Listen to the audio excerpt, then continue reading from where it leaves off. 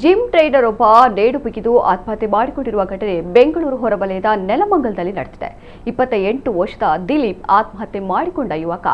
ತನಿಖೆ ವೇಳೆ ಯುವಕನ ಆತ್ಮಹತ್ಯೆ ಹಿಂದೆ ವಿವಾಹಿತೆಯೊಬ್ಬಳ ನಂಟಿನ ಆರೋಪ ಕೇಳಿ ಬಂದಿದೆ. 42 ವರ್ಷದ ವಿವಾಹಿತೆ ಜೊತೆ ದಿಲೀಪ್ಗೆ ಸಂಬಂಧವಿತ್ತು ಎನ್ನಲಾಗಿದೆ. ಆಕೆಯ ಬ್ಲ್ಯಾಕ್ ಮೇಲ್ನಿಂದಾಗಿ ದಿಲೀಪ್ ಆತ್ಮಹತ್ಯೆ ಮಾಡಿಕೊಂಡಿದ್ದಾನೆ ಎಂಬುದು ಕುಟುಂಬಸ್ಥರ ಆರೋಪ. ಆತ್ಮಹತ್ಯೆಗೂ ಮುನ್ನ ದಿಲೀಪ್ ಆ ಮಹಿಳೆಗೆ ಕಾಲ್ ಮಾಡಿದ್ದ ಎನ್ನಲಾಗಿದೆ. ಅತ್ತ ದಿಲೀಪ್ ಸಾವಿನ ದಾರಿ ಹಿಡಿದ್ರೆ ಇತ್ತ ಆಕೆ ದಿಲೀಪ್ ಸಹೋದರನಿಗೆ ಇನ್ಸ್ಟಾಗ್ರಾಂನಲ್ಲಿ ಮೆಸೇಜ್ ಮಾಡಿ ನಿನ್ನ ಸಹೋದರ ರೂಮಿನಲ್ಲಿ ಆತ್ಮಹತ್ಯೆ ಮಾಡಿಕೊಂಡಿದ್ದಾನೆ ಎಂದು ತಿಳಿಸಿದ್ದಾಳೆ. ದಿಲೀಪ್ ಸಹೋದರ ರೂಮಿನ ಬಾಗಿಲು ಮುರಿದು ನೋಡಿದಾಗ ದಿಲೀಪ್ ಆತ್ಮಹತ್ಯೆ ಮಾಡಿಕೊಂಡಿರುವುದು ಬೆಳಕಿಗೆ ಬಂದಿದೆ. ಸದ್ಯ ಘಟನೆಯ ಬಗ್ಗೆ ನೆಲಮಂಗಲ ಟೌನ್ ಪೊಲೀಸರು ಪ್ರಕರಣ ದಾಖಲಿಸಿಕೊಂಡಿದ್ದು ತನಿಖೆ ನಡೆಸ್ತಾ ಇದ್ದಾರೆ.